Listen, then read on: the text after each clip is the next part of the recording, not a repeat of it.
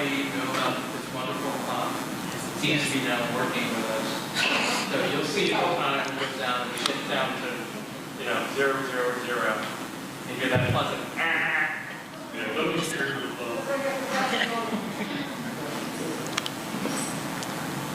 Are we ready? Well, thank you. Good afternoon, everyone, and welcome to Greenbrier Community Center and this candidate forum for the people who are, at least 3 of the 4 candidates, who are vying for the position to represent us as a member from District 4 for the County Council. So I will allow them to introduce themselves, but before we do that, I will do a little bit of housekeeping and explain how we're going to go about the rules here, so that everybody knows. The candidates have been apprised beforehand, at least I was told. A little bit closer to the mic. Okay, I don't want me to look like I was kissing it. So, been a long time since I've been kissed.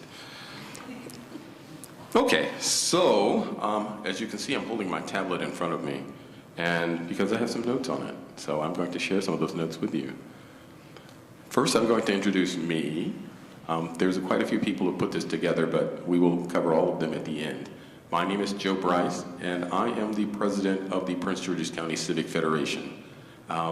And let me just say that, in a good way, I get around, which is why I'm here.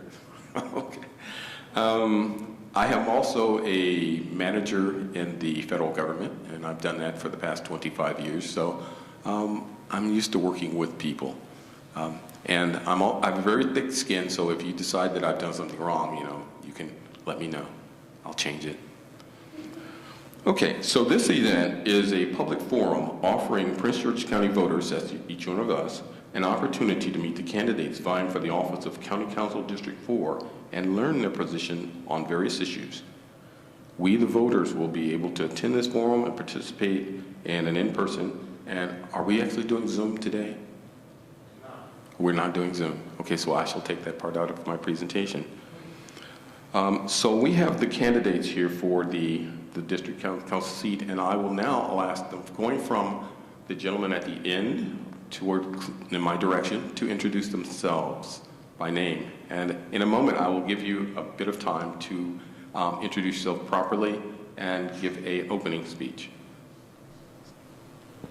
We're just doing names now. Just your name, yes. Hi, everyone. I'm Michael Estève. Good afternoon, Patrice Murray. Good afternoon, I'm Ingrid Harrison. And thank you all. So the guidelines that we're abiding by this today is that we're going to give each candidate 3 minutes to do their presentation, their opening presentation. And we will give them each 3 minutes for a closing presentation, our closing statement.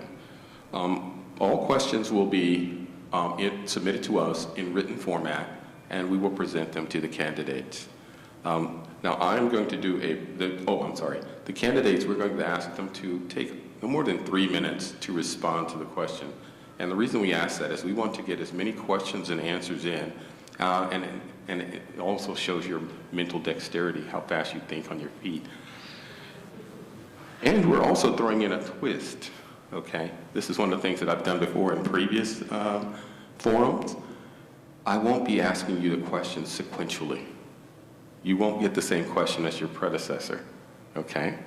But you will get that question eventually. So everybody will get the same questions, but you won't get them in the same order. Once again, gives you get a chance to tell people that you have mental dexterity and you can think. The position is extremely challenging, and you'll have to do these things on the job. So I think that everybody's aware of that now. That is, like I said, that's a twist that I threw in. And after the event is over, if the candidates, if each one of you wish to stay and mingle and speak with our voters here who are participating, you're free to do so. I've been advised that the doors will be open until 6 o'clock. At 6:01, you're on your own. Okay, now if I can start this way, and what I'm going to do is I was planning to do this alphabetical order and allow the candidates 3 minutes to introduce themselves. So, Ms. Hagee, if you would start the clock for Mr. Estève.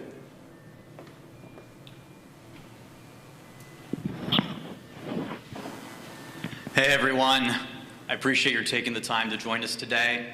I just want to ask the audience real quick, by show of hands, how many people here today are actually undecided voters in this race? Perfect. Now the candidates know who to make eye contact with when we're delivering our one-liners. The mic's not on my team. We're putting the mic down as undecided. I'm Michael Estève. I'm a lifelong resident of Bowie, Maryland, and I'm asking everyone in Greenbelt to not hold that against me today. I attended Prince George's County Public Elementary and Middle Schools. I went to DeMatha High School down the road, and I attended Loyola University, Maryland in Baltimore for college, where I double majored in political science and French and enjoyed a lot of ice cream. Yeah. Outside or? Yes. Thank you, Mr. Mayor. That's why he's mayor. I attended Loyola University, Maryland in Baltimore, where I double majored in political science and French because my goal was to be unemployable in 2 languages. After college, I went to work in finance, where I helped to grow small businesses in and around Bowie. And after a few years of working long hours just to make shareholders a little bit richer, I decided that wasn't the most soul-enriching work, and so I transitioned to the nonprofit sector, where I still work for an organization that advocates for children and adults with intellectual disabilities. In addition to my J job for the last 7 years, I've served on the Bowie City Council, where I worked with my colleagues and with our partners in the county and the state to introduce the first of 2 solar arrays that'll make our city net zero carbon emitting within the next 5 years, where I worked with my colleagues to initiate a composting pilot program, which we are now expanding this year to include central compost location modeled on the program you guys have here in Greenbelt, and where I worked with my colleagues to protect hundreds of acres of historic forest from new development and sprawl. I appreciate your time here today and look forward to our conversation. If you have your phones on you and are willing, you can learn more about me at michaelestève.com. And as my treasurer always reminds me, if you are so moved today, you are also welcome to contribute at michaelestève.com. Thank you so much. Thank you, sir. And if I could ask everybody, please hold your applause until the end of the presentation. Okay. Ms. Murray. Thank you.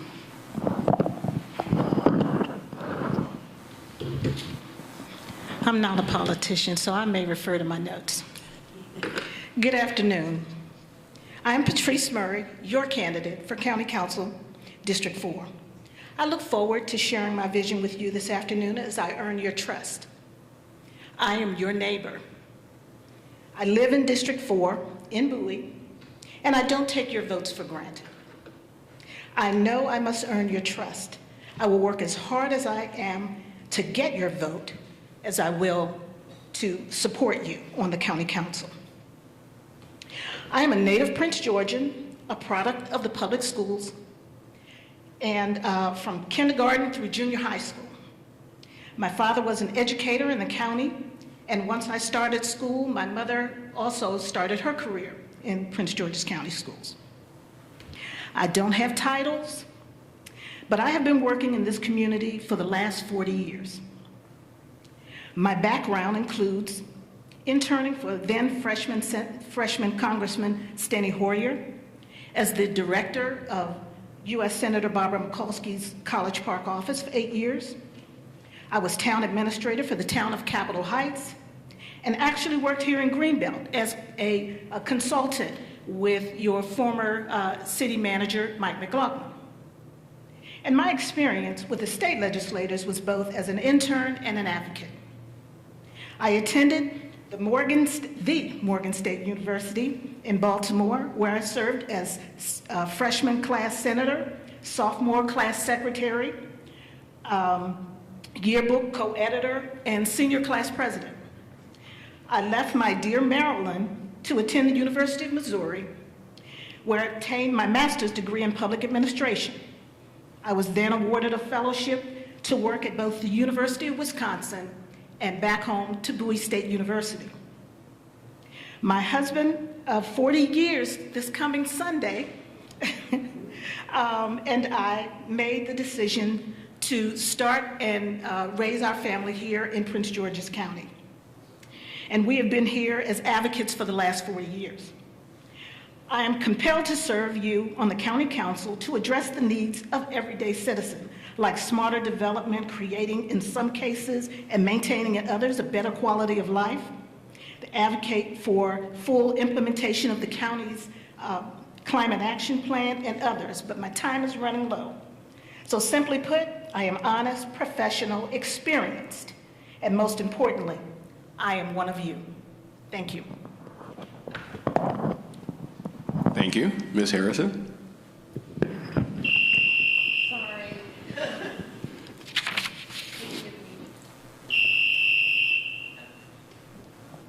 Good afternoon, everyone. Thank you for having me here today. I'm Ingrid Harrison. I also refer to my notes because sometimes I get a little nervous, but I want to make sure I cover all my points. But I'm very happy to be here today. Very proud to be in Greenbelt. In regards to the County Council District 4 position, I will bring experience, commitment, and the passion for helping people to the County Council. As a resident of Prince George's County for over 27 years, I have demonstrated experience through my work as an at-large council member for the City of Bowie, by working only in the best interest of Bowie residents. My work on the Prince George's County Democratic Central Committee to ensure you have the information you need to cast your vote. My work as Government Affairs Manager for Children's National Hospital, working with state legislators this past session and bringing back $1.5 million to support the work of our hospital. My work as a workforce development professional, where I worked with the CEO to help establish Employ Prince George's, the workforce engine for the county, creating jobs and training programs for returning citizens, people with disabilities, and other residents with barriers to employment. And more importantly, my 10 years working in the District 4 office of the County Council.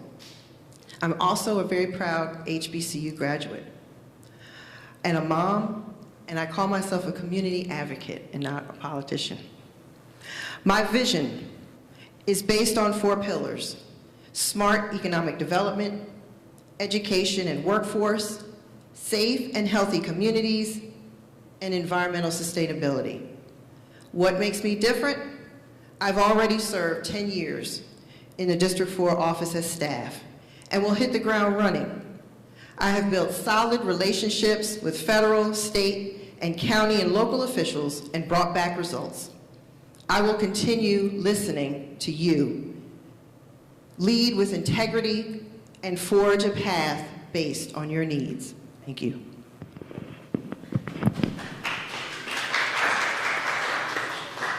Thank you for holding your applause. Okay, so if I could make a couple of announcements here and a request. And my request would be, could you, at this time, check to see if your phones are on mute or off? Council to favor certain developers and be willing to do their bidding. So the biggest thing for me on the County Council is that practice is going to come to an end. In both my past municipal races, I'm very proud of the fact that I've never accepted a cent from developers or their lobbyist representatives, and that's continuing in this campaign. When I was on the Bowie City Council, I guarantee you I was on my picture was on the dartboards of a lot of developers, because I was oftentimes the only person willing to say no to projects that were clear-cutting forests or destroying decades-old green space to put down low-density McMansions. Now, to be clear, I'm not against housing and I'm not against growth. We have a housing affordability crisis, and it's driven by a lack of housing to keep up with demand. But the way we solve that is by doing what the leaders around the country and the world have done on this issue, and that is to focus higher density housing in places where people can easily walk, bike, and access rail and trail, so that you can create housing that's affordable to everyone in areas where you're not just adding low-density sprawl and cars on the road, which exacerbate climate change and bring down the quality of life for everyone else. And I think there was a second part to this. Yes, there is a second part of it, and I'll get it in very quickly. I'm going to modify the writer's the question, and to use my own experience. It appears that, well, for factually, there's only one municipality in Prince George's County that has the right to decide its own zoning. So going to this person's question, would you plan to make Bowie, attempt to help Bowie get its own zoning rights? Yeah, so the only community that has its own zoning authority in Prince George's is Laurel. And that's for the simple reason that they're split between 2 different counties in their municipal incorporated bounds. And in Laurel in general, they're split between 4 different counties.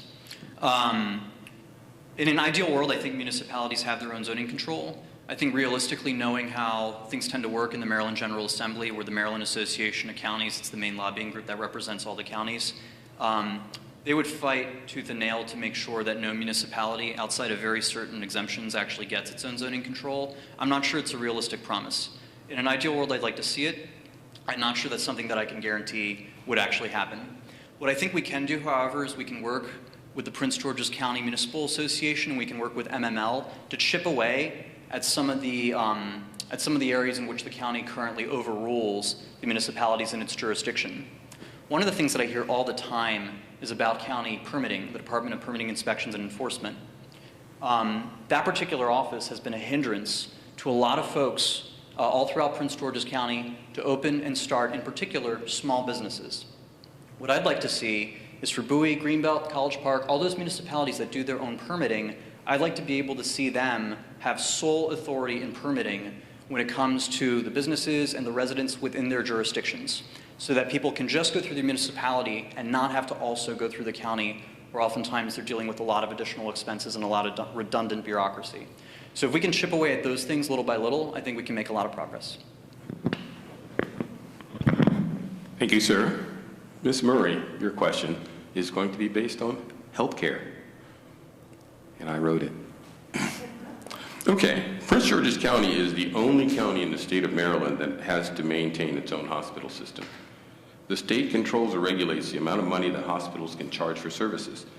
Despite the fact that Prince George's County has a large indigent population, the state has declined to allow hospitals to increase their fees to offset their losses.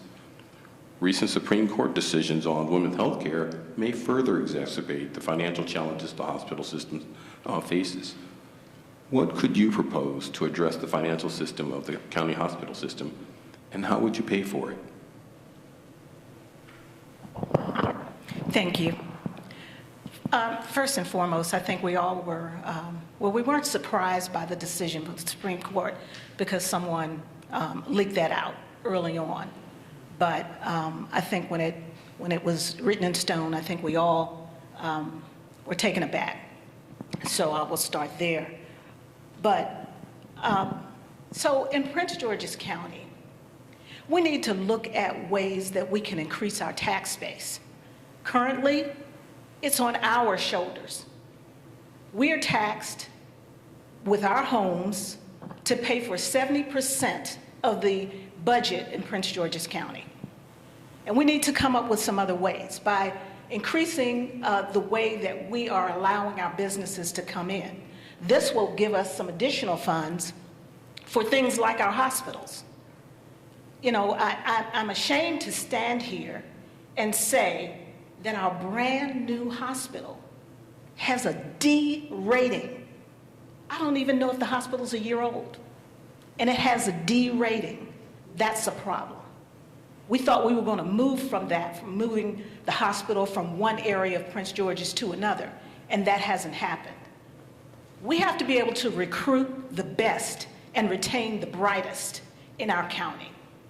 They tout Prince George's County as some mecca for the educated, and those who make lots of money and live in McMansions. But we've got to put our money where our mouth is.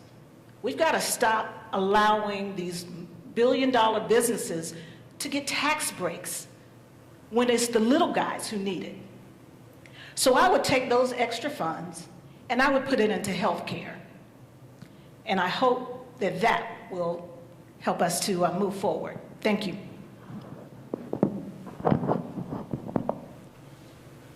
Thank you, Ms. Murray. Ms. Harrison, a question on taxes. So, as Ms. Murray so eloquently stated, the majority of the taxes that are collected in Prince George's County come from residences. So this question came from the audience. Would you introduce and/or vote for a bill that would lower or get rid of property taxes but only to offset it by another tax like a food tax or on drinks, etc. It's a high-flown corn. Thank you so much. So, Thank you for the question.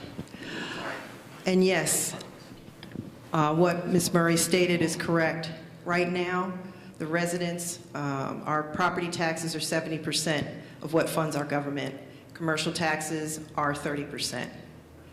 I would advocate to certainly make the permitting process a lot easier for businesses to come in to do business in Prince George's County, because increasing our commercial tax base is the only way to not even bring in businesses, but to take the onus off of the residents and the tax base flipping. So we could have a 70% commercial tax base, 30% on the residents. But as far as, I just feel that it's definitely time to do something. We have to do something different because this is just not working. What we're doing right now with our budget, education is number one, public safety is number two as far as funding, and I just don't see where the dollars are going in regards to our education system. So we really need to look at doing things differently. Now, I can't say right here, right now, that I know exactly what the answer is, but I really want to get in there, work with my colleagues, work with the state, work with the federal government to identify what we can do to make Prince George's a place where people want to come and live, have their children educated in the right way, and do business here.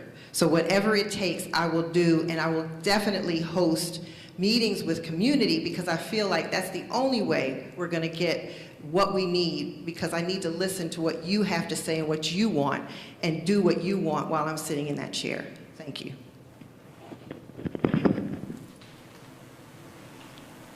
thank you. Mr. Estève, we're going to move to that healthcare question for you. Okay. Prince George's County is the only county in the state of Maryland that maintains its hospital system. The state controls or regulates the amount of money that hospitals can charge for services. Despite the fact that Prince George's County has a large indigent population, the state has declined to allow hospitals to increase their fees to offset their losses. Recent Supreme Court decisions on women's health may further exacerbate the financial challenges to the county hospital system. What could you propose to address the financial situation of the county hospital system, and how would you pay for it? Yeah, I don't know exactly why, but we live in a country which is extremely fond of spending more money than anyone else on things like healthcare, transportation, and education, and still manage to deliver incredibly mediocre results. We love middlemen, we love bureaucracy. For a country that I think otherwise prides itself on being efficient and hardworking and trimming the fat, we seem to have more fat and more middlemen than any other country in the world in too many sectors, and we see this in particular in healthcare. To be really candid, I don't think anyone on this stage, and I don't think anyone on the Prince George's County Council is going to single-handedly solve healthcare, and I think it'd be unrealistic for us to make that promise. There's three things that we can do, however, that we do have some power over. The first is we have a lot of say over negotiating contracts over what sort of food our kids are eating when they're getting their meals from the Prince George's County public school system. While I was on the Bowie City Council, I worked with our school board members. I visited every single public school in and around Bowie. And I gotta tell you, I'm not saying that everyone else needs to adopt my health nut life, but what our kids are eating is pretty awful. Our idea of a healthy meal in our kids' diets is gross. And it's not exactly a surprise to me when I look around at the obesity rates and the negative health impacts that we're seeing among our children in Prince George's County and that we're seeing in our state and our country. So one thing we can do right off the bat is we can actually take ownership of this issue at the school level. One, make sure that we're offering healthier options to our kids when they're eating their meals. We have a lot of students in Prince George's County, and we saw this especially during the pandemic, who are getting a disproportionate share of their meals from the school system. The second thing we can do is make sure that we're actually encouraging people to be healthier, right? So one of the things in Bowie that I'm really happy about is that I worked with my colleagues to redo our Trails Master Plan so that we're better connecting residents to parks, to shopping, to work. We also introduced a first ever complete streets policy in Bowie so that when people are biking and walking to work and to their shops, they're able to do so more safely. But also for our kids, I'd really love to see in schools a lot more recess time. It seems like a silly thing. I see one teacher who's cheering in the back. But when our kids go to school, it's almost as though it was designed by prison wardens, not by pedagogic experts. They have maybe 15 minutes of recess. They're spending another 6 hours sitting still, and then they get diagnosed with ADHD, and everyone wonders why the kids are a mess. When I went to school as a kid, we had 2 hours of recess spread throughout the day. I don't think I ever sat at a desk for more than an hour. And that made a huge difference. Kids were able to focus a lot more, kids got a lot more physical exercise, kids socialized a lot more, and I see absolutely no reason in the world why we shouldn't be pushing for that in Prince George's County. Thank you, sir. Ms. Murray, your question will be the taxes question that we've just passed. So, as you stated earlier, Prince George's County brings in most of its revenue from residential or taxes on our residences, our homes. Would you introduce and/or vote for a bill that would lower or get rid of property tax only to offset it with another tax like one on, I'll read it verbatim this time, corn syrup in foods and drinks?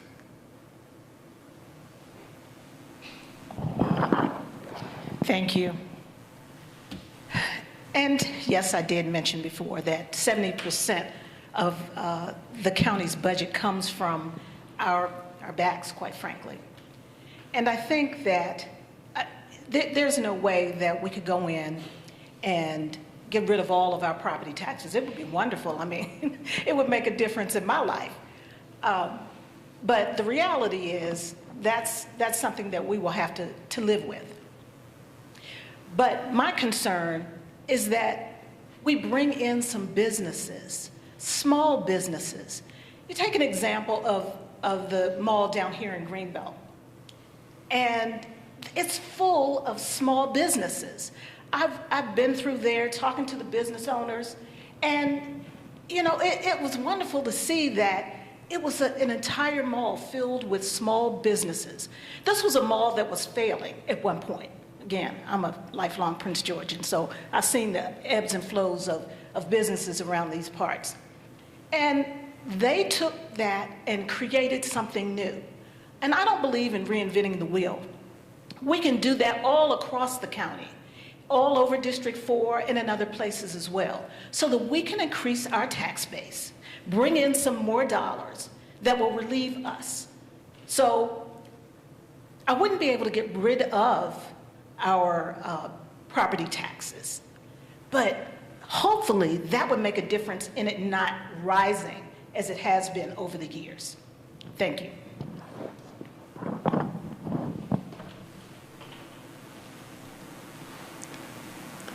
Thank you.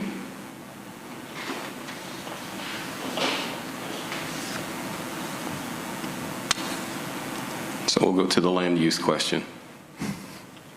Okay, so that, as I stated earlier, the only municipality in Prince George's County that has the right and privileges to formulate their own zoning board and issues is Laurel. So the question was, what would you, as an elected official, plan to do to assist the city of Bowie to achieve municipal land use? And I will go ahead with the follow-up question here. It was, do you plan to make Bowie getting municipal land use your priority?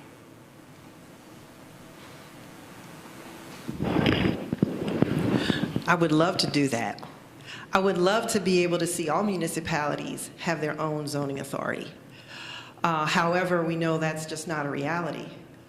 What I've experienced on the Bowie City Council is where we were against something or even for something, the county council either didn't listen to what we wrote as far as letters, or just did something in the opposite.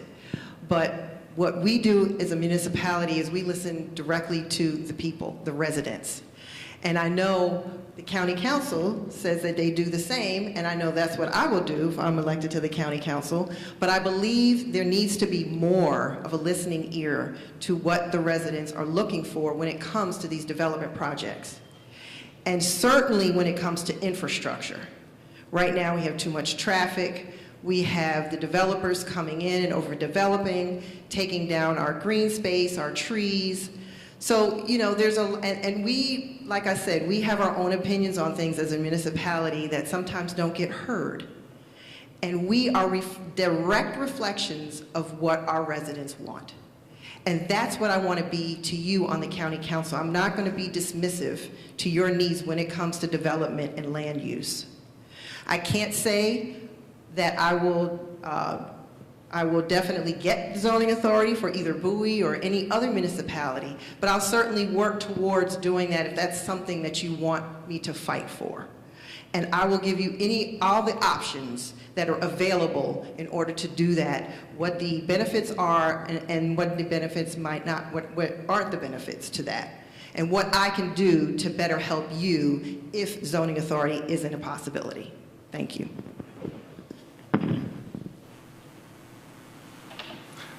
Thank you, Mr. Estève. So of the first three questions, I think it's your opportunity for the health care. No, Mr. Estève. I think I just did healthcare. Okay, you did the health care. Taxes. You don't have to repeat the question. It's okay, but go ahead. All right, let's talk about taxes. So I've gone through Greenbelt. One of the things that I appreciate about you guys in particular, and I think this is true of a lot of Marylanders in general, is in Greenbelt, it's understood that if you want quality services, you got to pay money for them. If we want our frontline workers, the folks who are picking up our trash, who are teaching our children, who are running our towns, who are there answering 911, and we need help or have a medical emergency, if we want those folks to make a living, to be able to support themselves and their families and afford housing in this market, we need to be willing to pay. We've heard a lot from our state lawmakers and from many of our county lawmakers in the last few years about how much more money we need to invest in our schools. The blueprint for our future is a multi-billion-dollar plan over the next few years that's supposed to transform 1/3 of our existing public schools into community schools that provide a whole range of wraparound services, including a lot of health care, a lot of counseling, a lot of needs for families who may be struggling. And that's on top of the fact that we have an underfunded state employee public health care system and underfunded state employee public pension system. Like a lot of states, we have some really big costs we've incurred in the last few decades that are coming down the pike. And Marylanders and Greenbelt residents in particular, I think, understand that all of that costs a lot of money. So when I talk about taxes with folks in Greenbelt, the thing that I tend to hear residents tell me isn't, I really wish my property taxes were a lot lower. What they tend to say is, I wish the quality of the services I got from the county were better and matched what I was paying in taxes. People can handle higher taxes when their streets are free of litter. They can handle higher taxes when they have a world quality school system. They can handle higher taxes when they have excellent public works and when day-to-day problems get quickly and professionally addressed. What they can't handle is paying what they're paying now and getting mediocre services in return. And so what I want to work to do on the county council isn't necessarily to promise that we're going to be able to significantly cut taxes, because I think anyone making that promise is lying or doesn't know what they're talking about. We're not going to be able to cut taxes anytime soon. We're working with a state that's promising billions of dollars in new spending. But what I can promise you is that I will work every single day to make sure that the services you're getting from your county are the best they can possibly be, the most efficient they can possibly be, and that we're spending your tax dollars on ensuring that every single one of our workers is able to live a quality life. Thank you.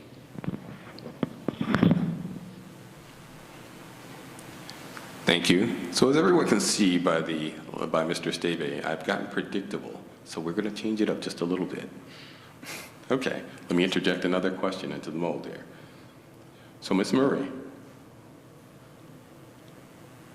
what changes, if any, do you think are needed in how land use decisions are made in our county? And how will you make those changes happen? Thank you. Actually, when you said you were going to change up, I got a little worried because development is what got me in this race.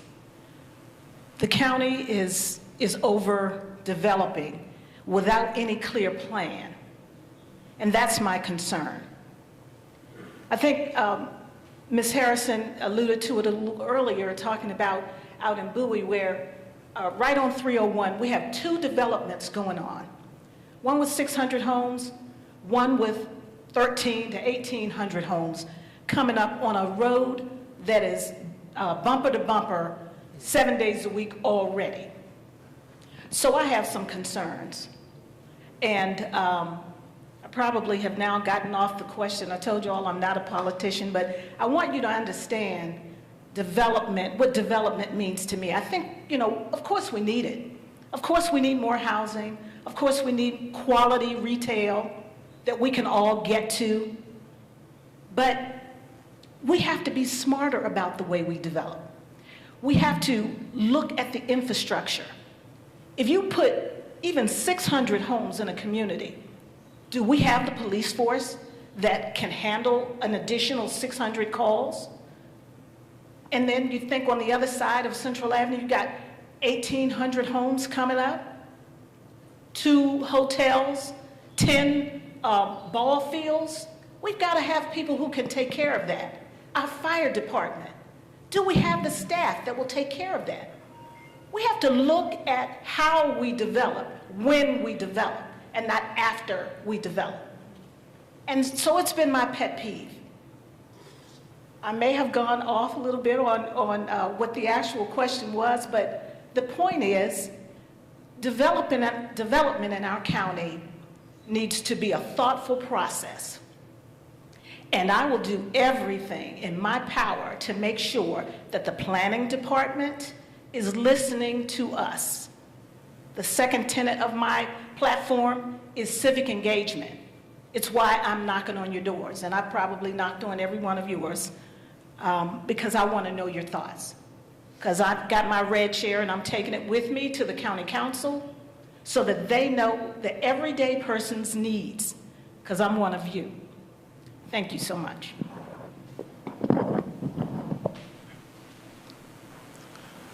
Thank you. And Ms. Ingram, we're going to ratchet up even a little bit more, okay? I have a bit of a preamble. 5 days a week, Prince George's County residents clog the roadways leaving the county to earn a living.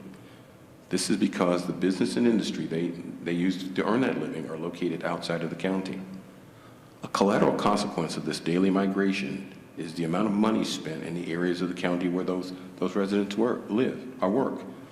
Since we go to them, those businesses refuse to locate in Prince George's County. The question, what ideas do you have to bring business and industry to Prince George's County?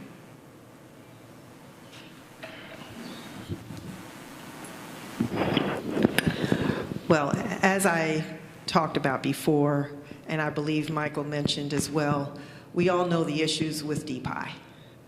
And I hear that all the time. In fact, I was speaking to someone yesterday who said we have to fix that process. No one wants to come here because there's so much red tape they have to deal with just to get into the county.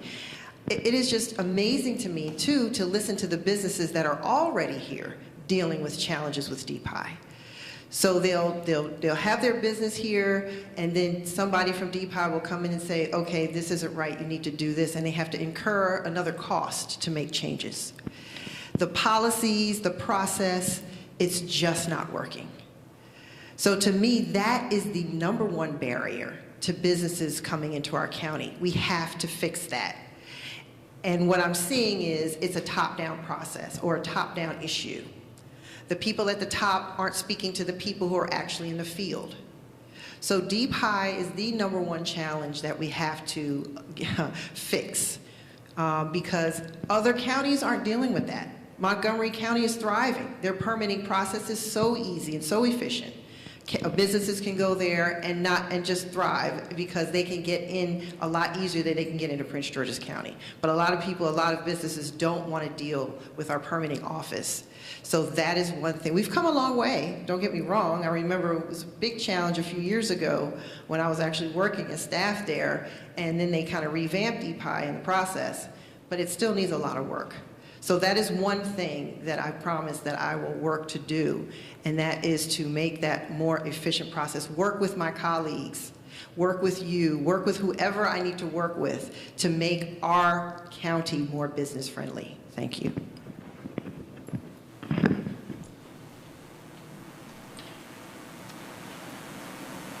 Thank you. And since I'm still like pitching, I'll throw another curve. Okay, Mr. Estève. Captains of industry have stated that it would not be in their best interest to locate in Prince George's County. They cite our high crime rate, which is the second highest in the state, and our school system, which is the second worst in the state.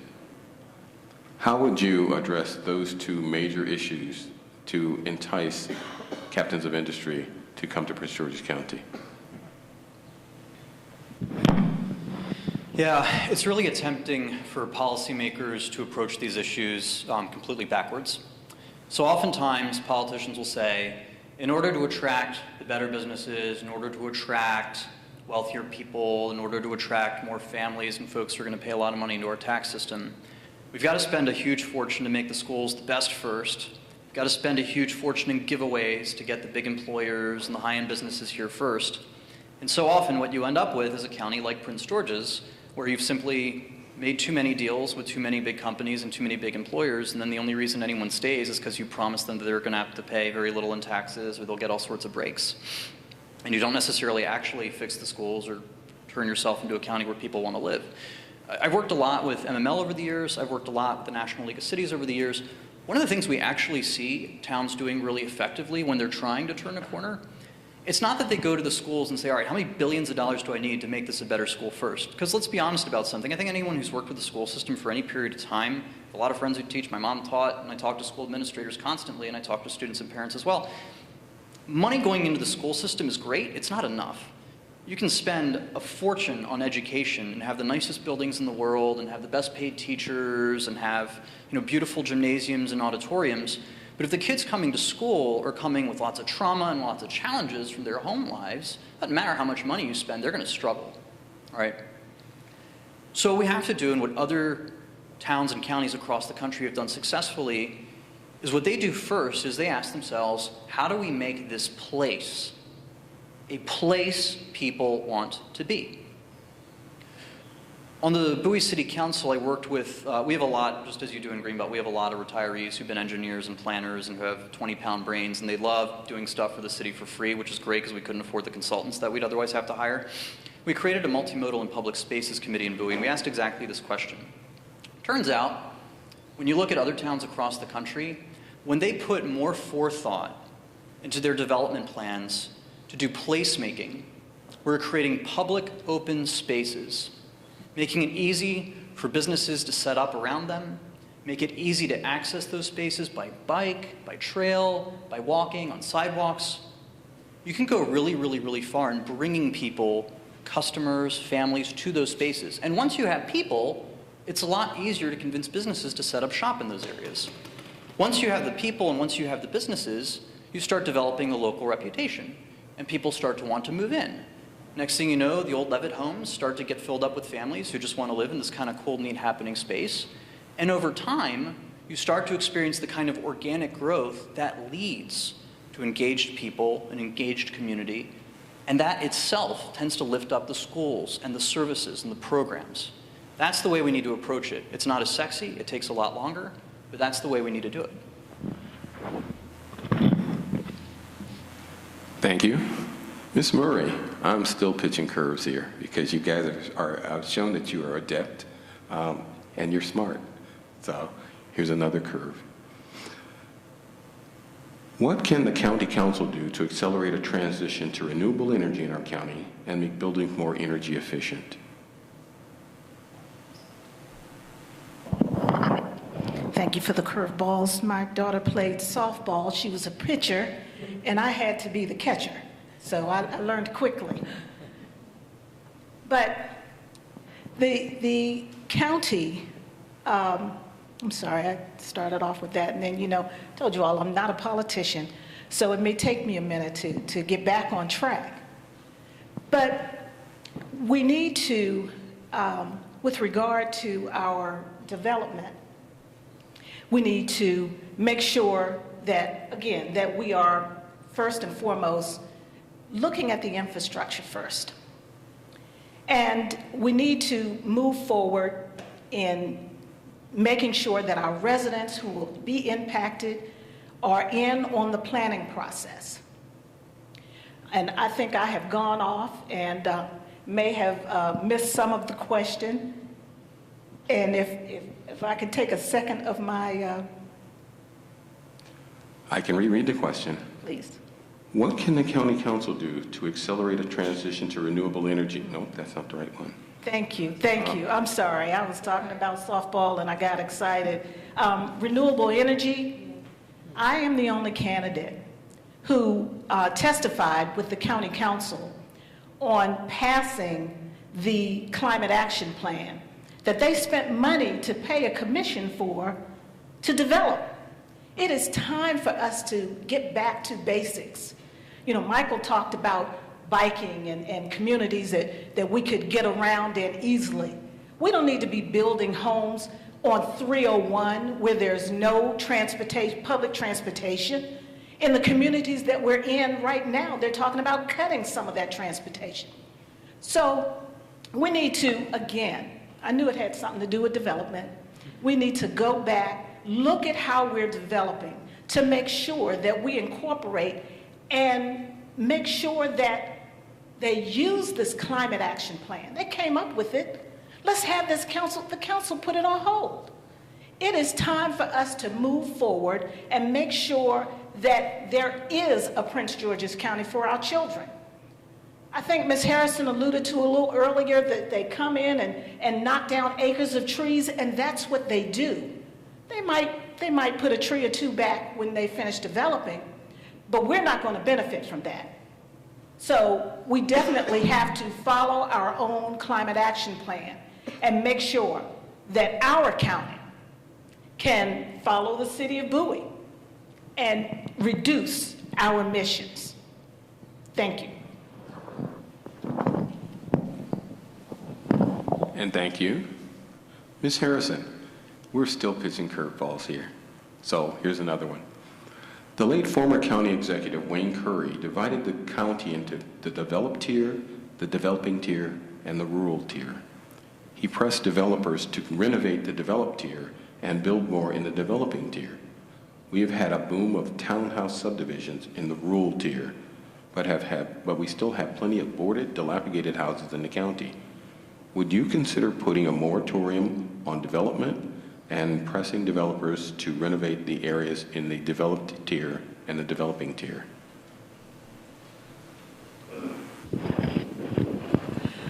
As far as a moratorium, I'd certainly have to, once I get in the seat, understand what that would look like. A moratorium on development, that's huge. I certainly would look at what types of development are people, are developers looking to bring to Prince George's County as far as new development.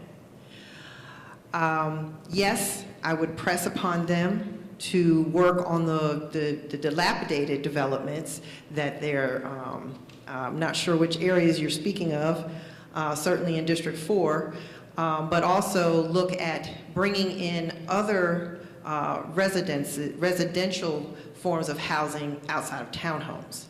I feel like here in Prince George's County, that's all we get. So we need more mixed-use development, transit-oriented development, and we need more homes that are not just townhomes. So we need some variety. Also would certainly, my whole thing with developers is collaboration and partnership. I feel that I work very well with people. I know many people here in Prince George's County and can sit down and have a conversation about what their plans are and what the needs of District 4 residents are in those plans. And if they're not addressed, then I'm going to let you all know that I'm not going to be for it, because the needs of the residents are priority.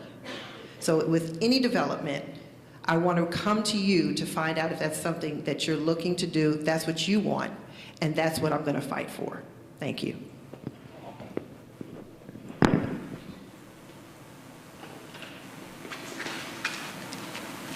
All right, we're going to give you all the same softball question because you'll probably have different answers. What are the top 5 issues you are focusing on in your campaign? Top 5.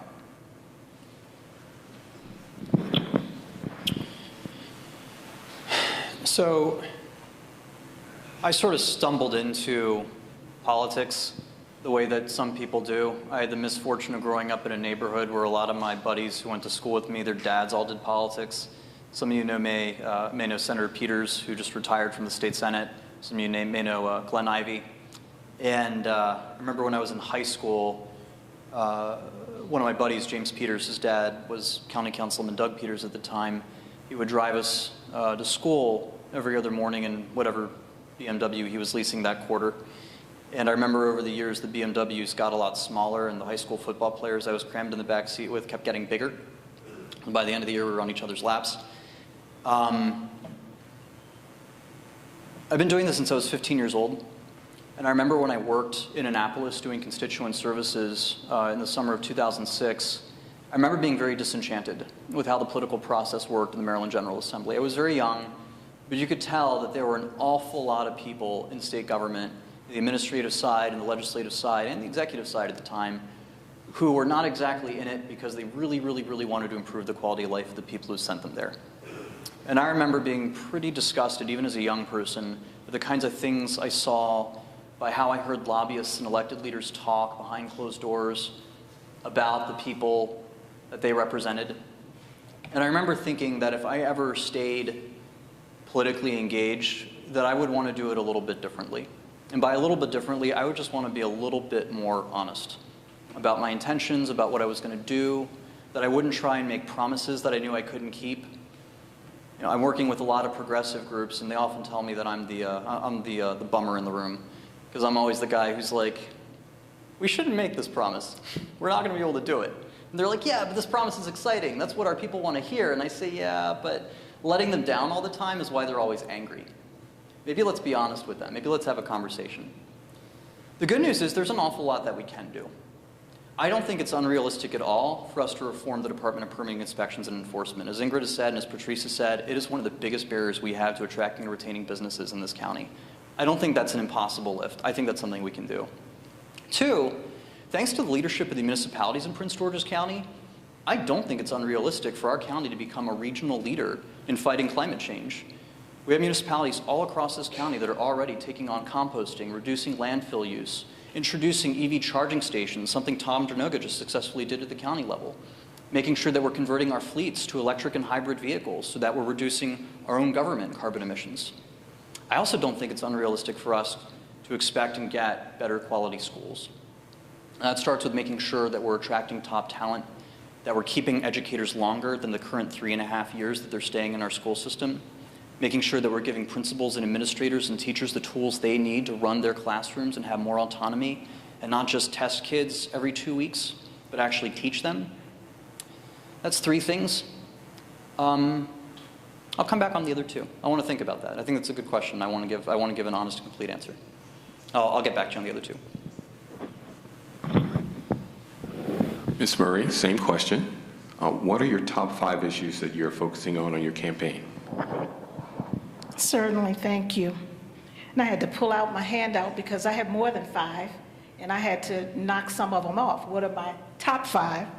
That is smarter development. You've heard me talk about that all evening, so I won't get into that, but it is my top.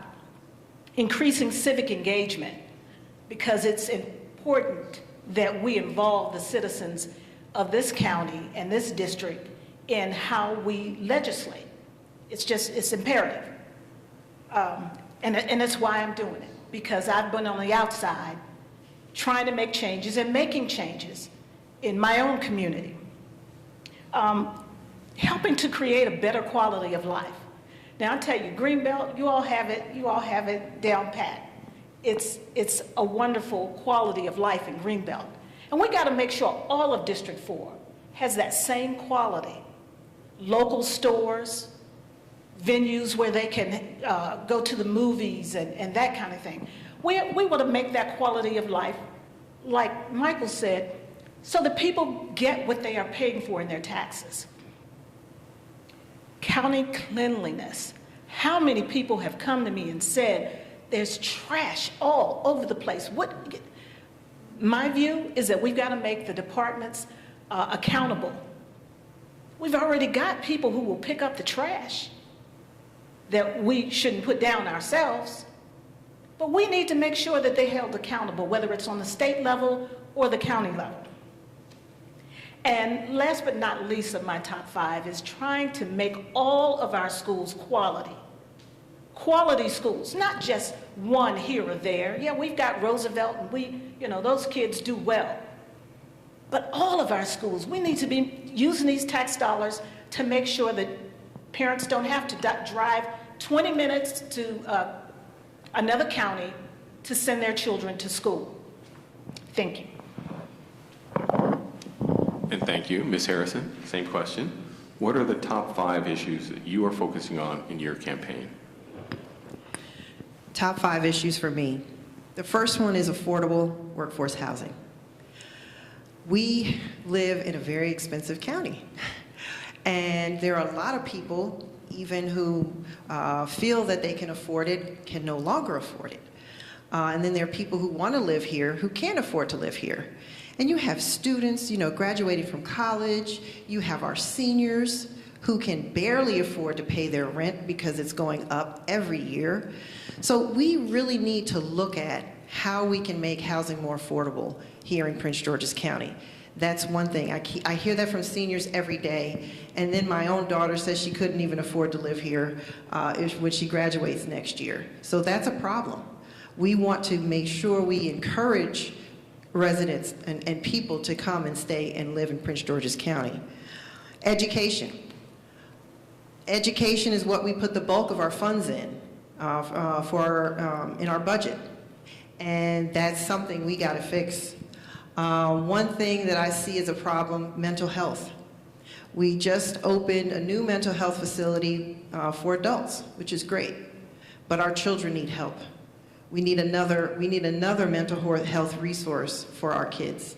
And that's certainly a passion of mine working for a children's hospital. And I see that need here in Prince George's County. Public safety. Do our kids feel safe going to school? Do we feel safe going to the grocery store, to church?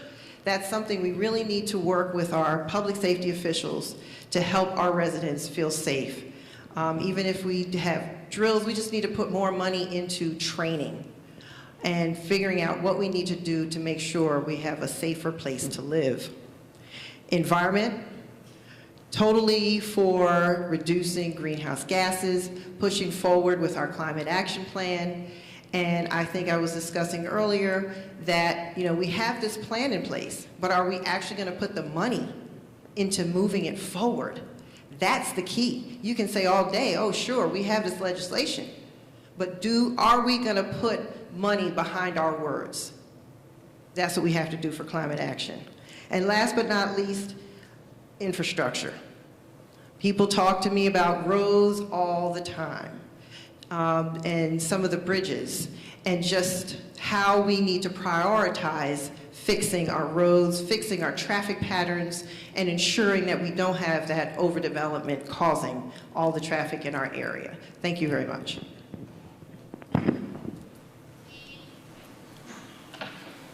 Okay, we'll come back to the curveballs now. All right, good guys. So, Mr. Estève, I hope I'm pronouncing your name correctly.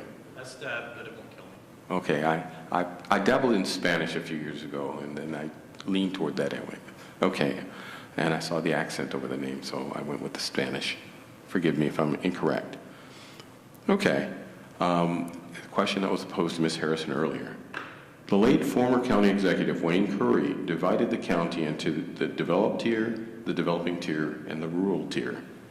He pressed developers to renovate the developed tier and build more in the developing tier.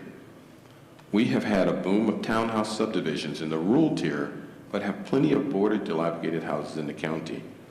Would you consider putting a moratorium on development and pressing developers to renovate areas that could be used more sprucing up?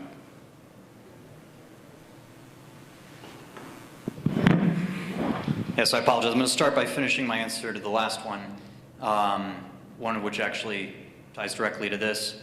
As far as 2 other issues that I think are really critical, one is making sure that we have a serious plan for addressing public safety going forward. We've kind of gone through a bit of a pendulum swing in the last 3 years in our country with public safety and how we want to do policing. A reality that communities all across the country are grappling with right now is making sure that they simultaneously have public safety officers who are well-trained, who are recruited from the communities where they're working, who have ties to the communities that they're keeping safe, and who know what tools to use and to use them appropriately and to de-escalate so that unarmed everyday people, in particular people of color, are able to go home safely at the end of the day after an interaction with law enforcement. But we also need to make sure that we're better leveraging technology to improve public safety without just having to have an armed police officer on every corner. We've done a lot in Bowie. I know Greenbelt's making progress on this. This is something we can also realistically do in the county. The fifth issue for me, and this ties directly to the question about Wayne Curry and the 3 development tiers, I want to make sure Prince George's County actually fully funds the public finance campaign system that it created, mirroring the program in Montgomery County, which is intended to level the playing field so that everyday folks can run for office and not have to depend on large campaign contributions from developers. As far as the development tiers, I think there's a couple things right now. Developers often present us with a false choice. They'll say, if you want affordable housing, if you want us to do business in your county, if you want to grow your tax revenue, you have to play ball with us and give us what we're asking for, or we're simply going to go to Anne Arundel or Charles or Howard or somewhere else. That is a false choice. I've worked with developers long enough to have a collegial, if not oppositional, relationship with them from time to time. But I've worked with them long enough to understand they will do business here. But they need a few things. They need to know what our rules are, and they need to know that those rules are consistent. When I talk to developers about how easy they have it in Prince George's because they just grease palms and get the text amendments they need, they say, actually, Prince George's isn't that easy to deal with. I say in Montgomery County, they got a 400-page rule book. They have 1 million demands for environmental mitigation and forest protection and funds we have to pay into the school system, and it's a tough and arduous process. But we prefer that process because it's consistent. It's not meddled with by politicians. We don't have to worry about a county bureaucrat being in a bad mood or having upset the wrong county council person or getting called up to district council without worry. They say the reason why it's so hard to do anything in Prince George's County is because of the lack of predictability, because our process is so political. And so if we want a better county and if we want better quality development that doesn't just clear-cut forests and put down Warwick mansions, but actually builds the kind of housing that your kids and grandkids, my peers, can live in and afford to live in and build their lives in, we need a better process. And other counties have this. There's no reason we can't adopt that. But let's start by electing leaders who aren't taking money from the developing community to start with. Let's have a consistent process like other jurisdictions do for better outcomes.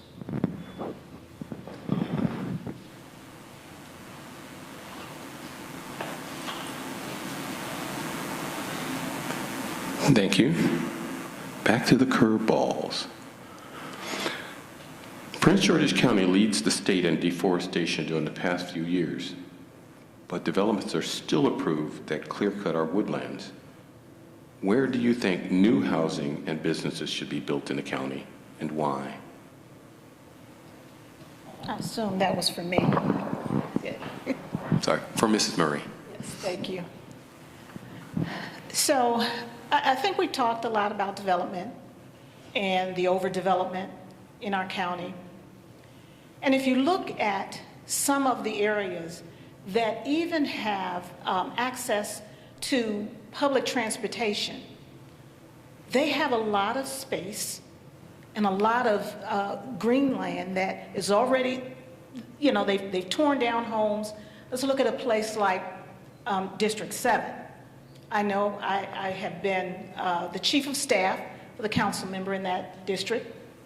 And there are a lot of places, infill places, where we could develop in the county that would put you close to a metro, right on a bus line, and not cause us to cut down acres and acres of trees. There was just a request about 2 weeks ago to add another 600 and some odd trees that they wanted to remove right near the place where I was talking about earlier, South Lake, where they took down acres of trees. Then they took down some more trees to put down a place for 10 ball fields. And now they want to take down another 600, I think it was 616 trees in order to put, some kind of agency or business there. We've got to look at what we already have available to us. And like I said, in places like places like Capitol Heights and Suitland, there are plenty of places that are accessible to the metro, where people could walk to the metro for infill. Let's start there. Let's stop cutting down our trees. I mean, we all moved out to where we live for a reason. I know that some of our former council members want a downtown Largo. But we moved, many of you moved out of the District of Columbia because you didn't want to live in the city. We want to live in the rural tier. We've got folks who live in the rural tier who don't want any more development over there. They moved there for a purpose. You got people who have farms, who raise chickens, and on whose farms I sometimes work because I don't mind getting my hands dirty. You have people who just have normal communities who now have townhouses going up in their backyard. It's time for us to do smarter development so that we can live in the place where frankly, where we wanted to live, in the county, not in the city. Thank you.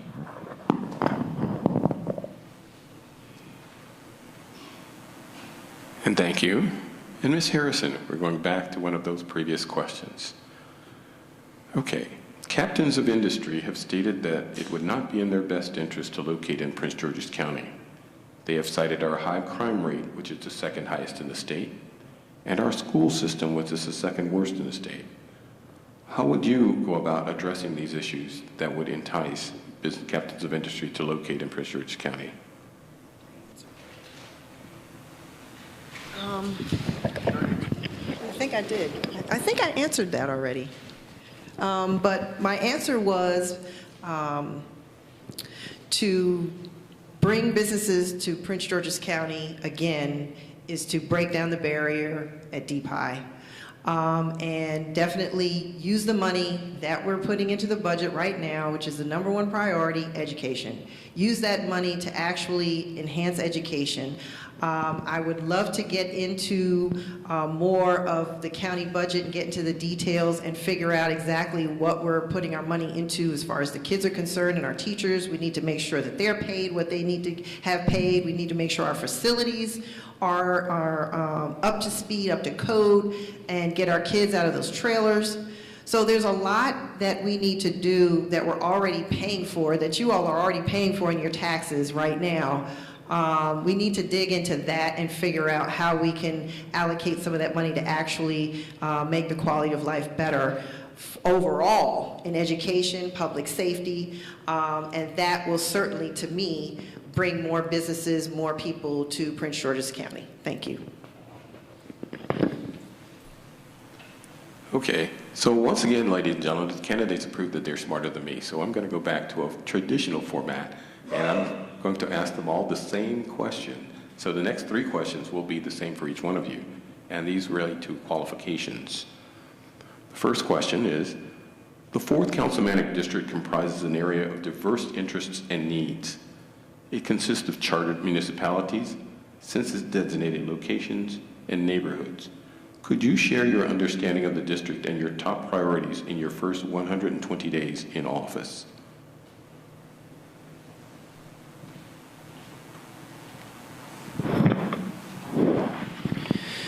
Yeah, so District 4 is principally Bowie, Greenbelt, and Glendale. It's principally low density. It's interesting when I talk even to residents who live in Greenbelt, depending on the neighborhood they're in, they might not have even traveled to many other parts of the city that they are in. I certainly see that in Bowie. I was maybe 20 minutes from the city's historic Bel Air Mansion talking to a resident the other day, and when the Bel Air Mansion came up in conversation, they said, "The what?" I said, "You know, that huge 18th century mansion like 3 streets down from you?" They said, "I didn't know we had that." They've lived in Bowie for 20 years. So describing the district to people, I find, is always an interesting exercise because folks often don't know what's in their own backyard.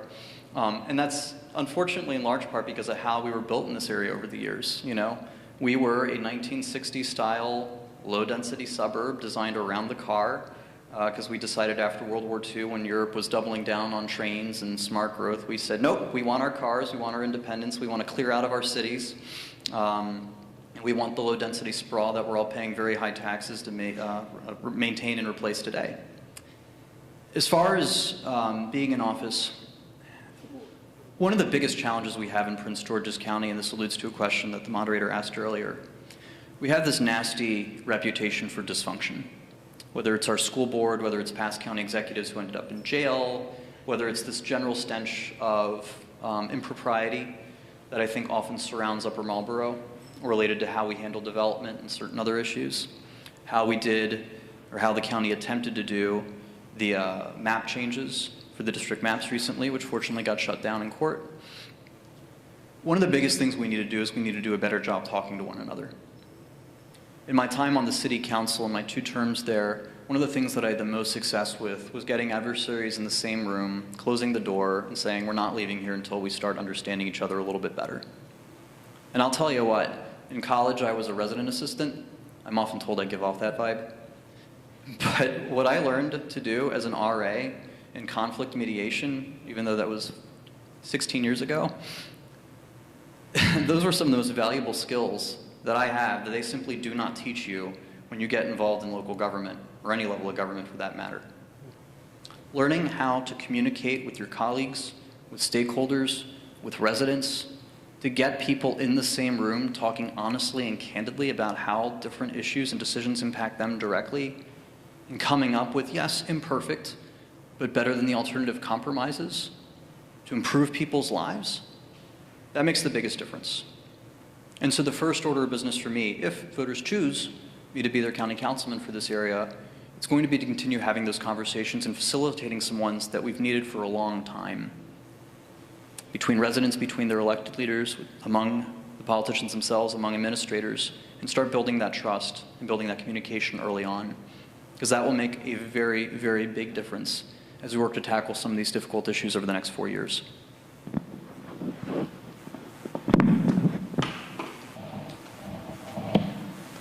Thank you. And Ms. Murray, I will read the question again. The 4th Councilmanic District comprises an area that is with diverse interests and needs. It consists of chartered municipalities, census-designated locations, and neighborhoods. Could you share your understanding of the district and your top priorities in your first 120 days in office?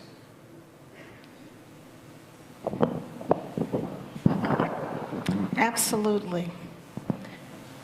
I've been on this journey over a year now, and during that time, I've been knocking on doors, and I've been talking to residents. I've been talking to the folks around me in Bowie, where I live, whose issues I know. Many of them have to do with infrastructure.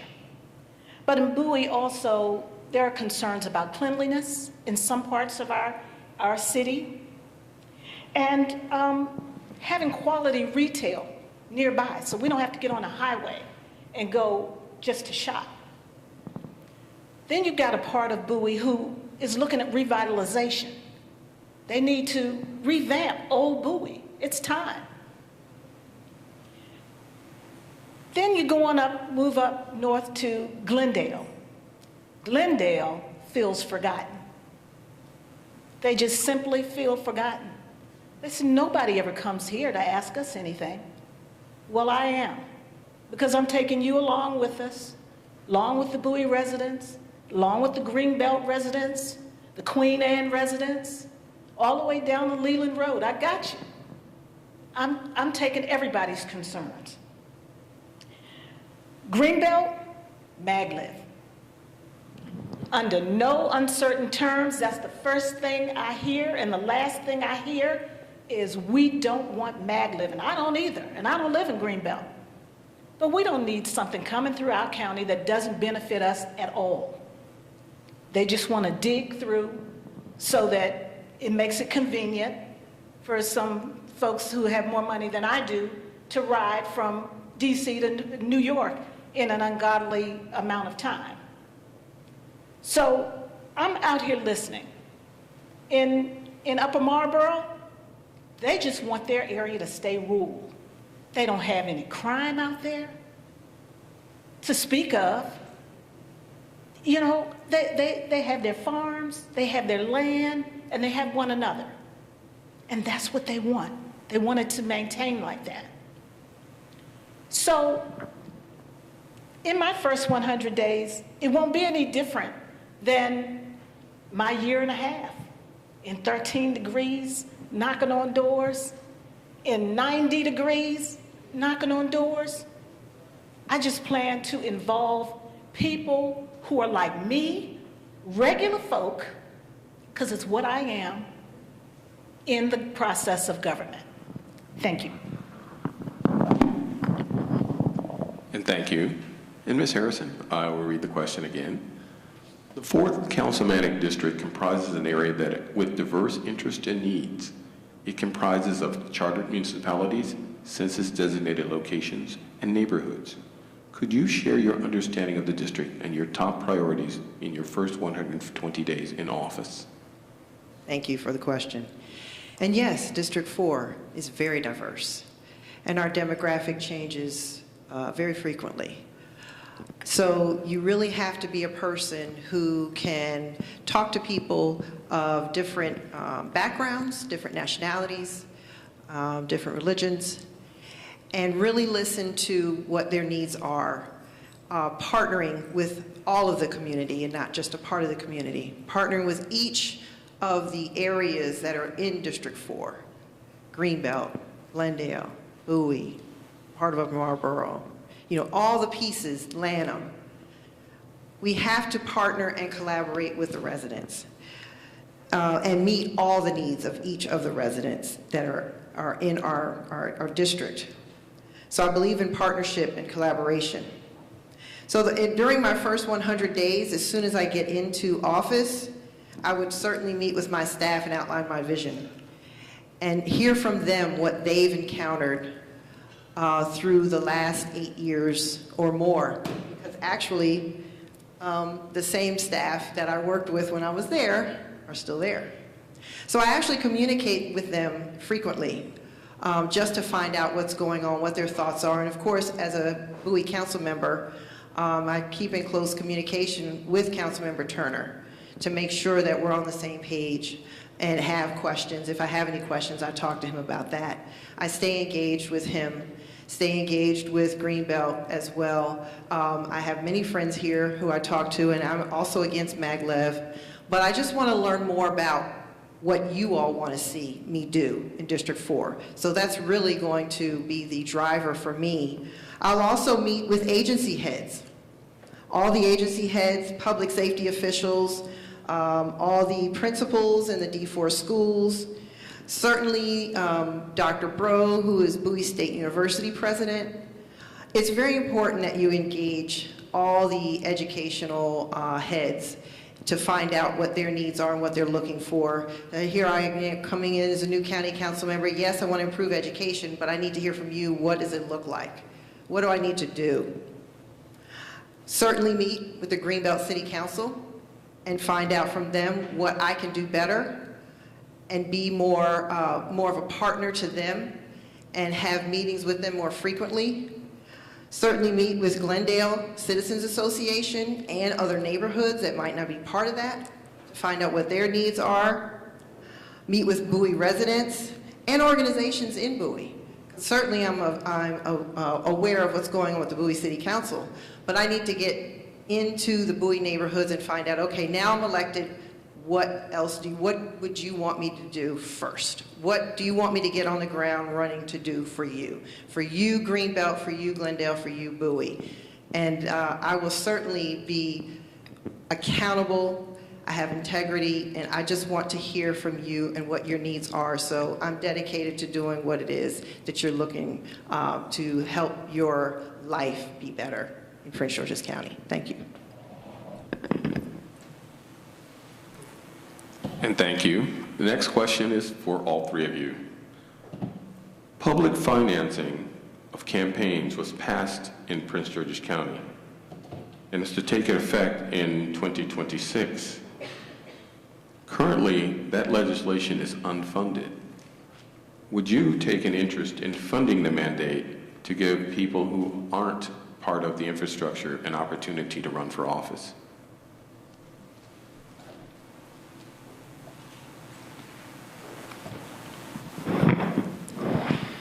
One of the most important things that we can do in our county and in our state to restore trust between residents and their elected leaders is make sure that we are showing them that their elected leaders are not just on the hook for the biggest, most powerful, most moneyed interests. One of the easiest ways we can do that is make sure that there is an even playing field, so that the people who are in office aren't the ones who are just taking the largest share of dollars from the liquor stores, the developers, the various other lobbyists and special interests who have too much of a say in Upper Marlboro, in Annapolis, and in Washington, D.C. This for me is a priority. I want to make sure that our public finance system is not only fully funded, but that it is widely advertised so that anyone who has any interest whatsoever in public engagement can get involved, can navigate the process easily, can get access to those dollars if they choose to run for office, and can compete. I like the fact that the county, as they so often do, made sure that they were exempted from being impacted by this by pushing it off for several years, even though they could have absolutely implemented it in this election, but they didn't. They wanted to make sure that their chosen candidates were given every advantage. They redrew a district map that cut several candidates for office out of their districts. I'm sad to say Todd Turner was one of those council members who did that, and I will not forgive him for it ever, because I think it showed some true colors on his part. But this is the sort of thing we need to do. I hear county officials complain all the time, the people don't like us. And I'm like, yeah, because you make yourself so unlikable. Some of this stuff is not hard. A lot of issues are hard. Education is hard. Public safety is hard. This kind of stuff is not hard. When you go through the public finance reports and see the who's who of every developer and lobbyist in the state behind many of our elected leaders, some of whom call themselves progressives, but never miss an opportunity to screw over workers or seniors or little people, it's maddening. And it's part of the reason why, top to bottom, there's so little trust in government these days. So this is an easy one for me.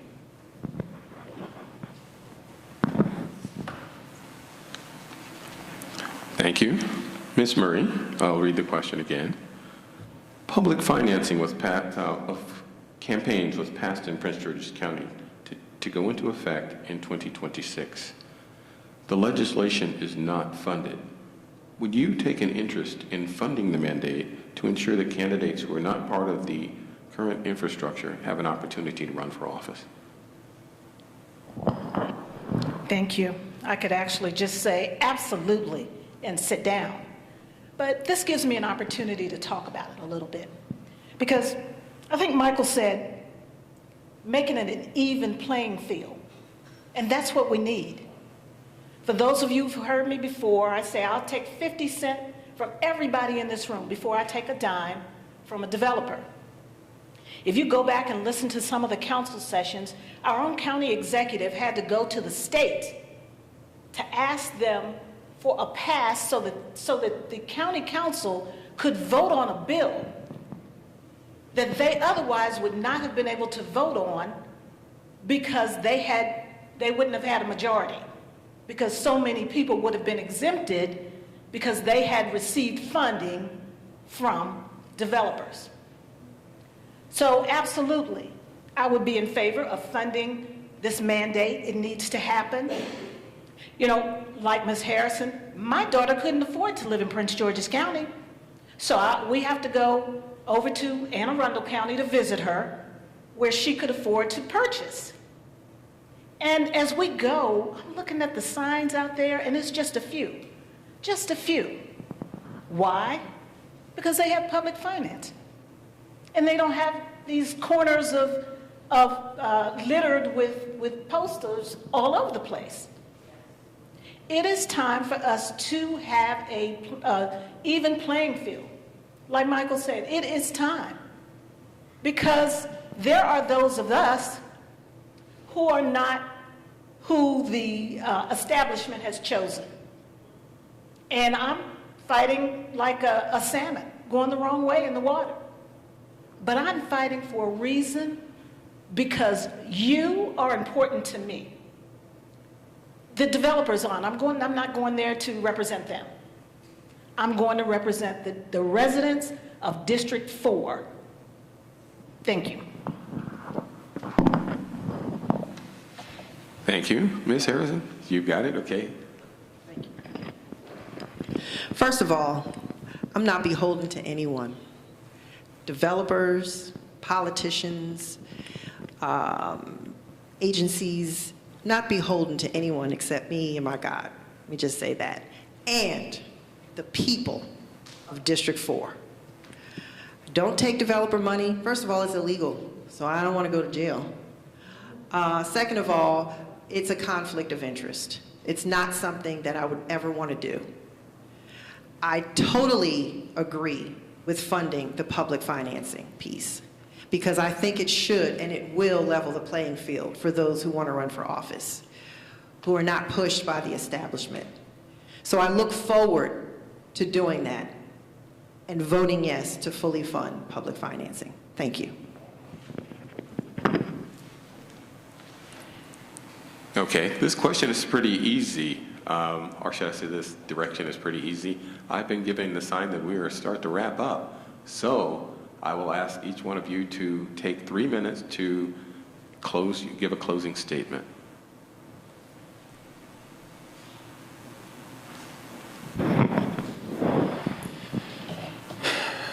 About 4 years ago, I got a tiny 4x6 postcard in the mail. It was a picture of this Japanese train that I hadn't seen before, something about a skmaglev. I said, that's weird. First I'm hearing of this. I saw that there was some tiny little writing about a public meeting, so I just went to it. I was curious. And I'm there, and there's all these engineers and planners from all over the country who are talking about this superconducting maglev train that's going to be coming right through our area. And I'm looking at a big map, and I can see my house, and I can see Old Bowie, I can see the golf course, I can see some of the businesses I know, some of the schools, and I'm looking at lines going right through them. And I said, that's surprising. And so I got on my newsletter email list. I got about 1,000 people on it at the time, city residents in Bowie. And I said, hey guys, I learned something today. There's a train coming. It's called the skmaglev. I said, we need to talk about this. So we had a meeting in Old Bowie, and Bill Boone and Deborah Rice and a lot of folks came, folks who are still leading this effort. We had the meeting in Old Bowie in one of the very buildings that was going to get bulldozed to build this train. And I said, folks, I'm not telling you what you should think about this issue. I just want you to know that there is an issue. And I showed them big blow-up maps of where this train was going to go through and the facts that we had at the time and the things that the engineers were telling me. Our residents were displeased, I think is the right word. And they then went on and led the effort with the city council, with our county and state leaders, to get the 4 routes that were bisecting Bowie schools and Bowie businesses and Bowie neighborhoods to get off the map. We didn't just talk about it, we didn't just whine about it, we didn't just write pretty please letters. We called Larry Hogan, we dragged him to Bowie, we introduced him to a bunch of people who voted for him, and then we showed them the house that was going to get torn out to build this train that he wanted. And eventually we browbeat him until he relented. Bowie no longer had the maglev train going through it. And a lot of the folks who were involved in that, Bill Boone and others, are still fighting it here in Greenbelt, and I'm committed to continuing that fight in Greenbelt. But the fight to end the maglev train isn't enough. We're very good at shutting things down in the United States. We're great at finding reasons not to build stuff. We dragged the Purple Line on forever. We stopped the creation of more metro stops in the area that today would have been very useful, but at the time we didn't want, because we wanted to protect our very, white communities back in the 1960s, 70s, and 80s. So I'm against the maglev train, and we'll keep fighting it. And how we defeated the maglev, I think, highlights how I've used my time and experience communicating with people and actually getting things done. But I want to go beyond just saying no to things. I want to make sure that we're finding alternative solutions as well. One of the things that I plan on doing and that I'm working on right now is working with the Bowie Green Team, the Environmental Advisory Committee, and other local resident groups to figure out how we can better do transit in our area.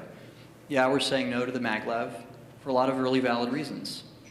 But that's not going to actually solve the congestion issue, and that's not actually going to take us closer to addressing climate change. So we need to figure out how to better make use of our MARC stations, how to make use of the rail we already have, how to promote more EV charging stations and electric so that we have alternatives on the road. If people have to drive, they can do so without putting a lot of carbon into the atmosphere, which is just a tax against my generation.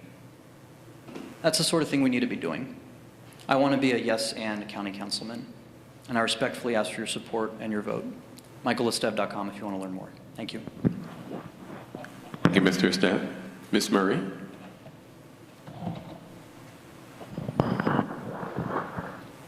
Thank you. It's simply been my honor to speak with you this afternoon, because I do not take this opportunity for granted.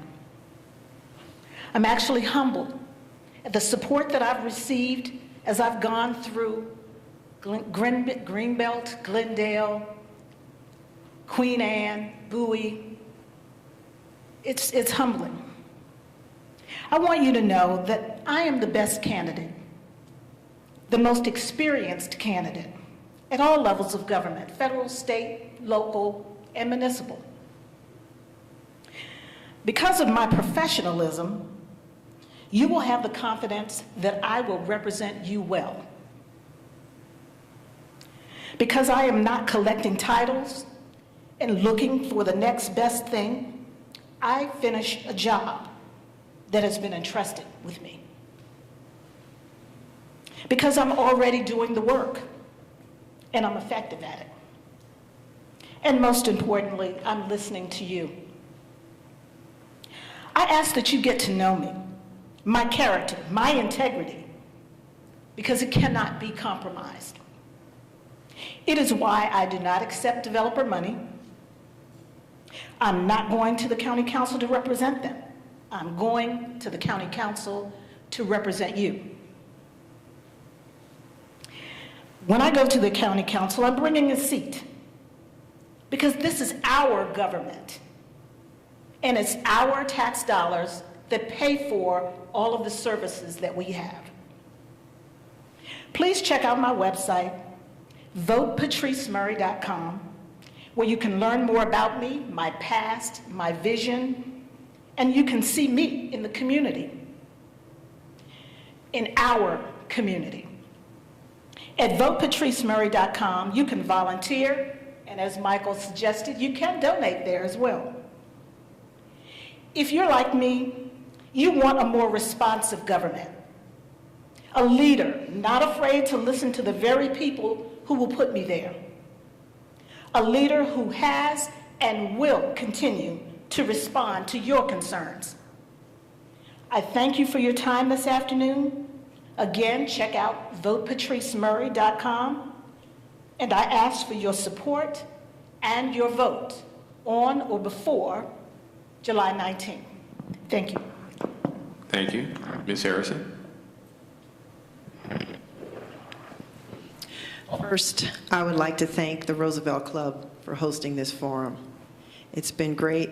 I appreciate it. It's always nice to stand up here and share my feelings on the issues or my stance on the issues, and I appreciate you all being here and taking time out of your schedule. You could have been doing anything on this Sunday afternoon, but you came here to listen to us, and I appreciate that and don't take that for granted. You've heard my stance on the issues. I'm not going to go back over that, and you can always get more information at ingrid4district4.com, but I just want you to know about me. I'm an advocate for the community. I have a passion for people. I'm an independent thinker.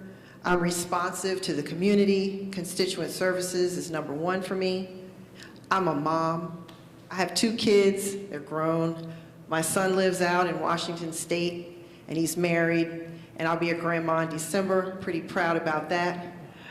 So I really want to make them proud, both my kids. I want to make my community proud. I think it's important to be a stand-up person and have the values and make sure my kids know that I have the values that are positive and full of integrity. I want to make an impact. I want to partner. I want to collaborate, not engage in backdoor deals. And I want to move forward, as I said, in integrity, honesty, and a will to do what's in the best interest of the residents of District 4 in Prince George's County. Thank you so much. Now you can applaud.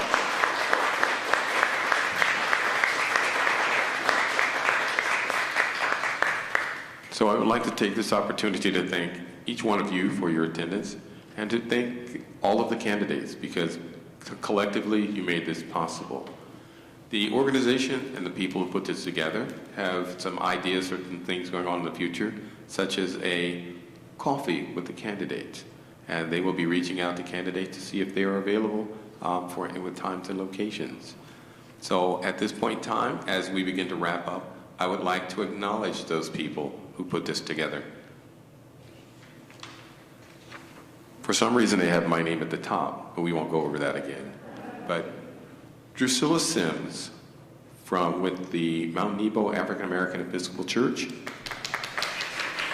Savoy Brown Myers Lay Organization in Bowie, Millie Hall, Concerned Citizens of Prince George's County, District 4, Conrad Herling, Eleanor and Franklin Roosevelt Democratic Club, Jay Davis in her capacity with the Eleanor and Franklin Roosevelt Democratic Club, Janice Hagee, Mount Nebo African American Episcopal Church, Savoy Brown Myers Lay Organization,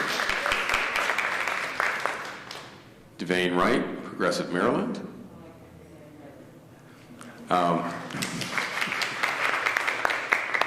Rhonda Billingsley, who isn't here with us today, but oh, I'm sorry.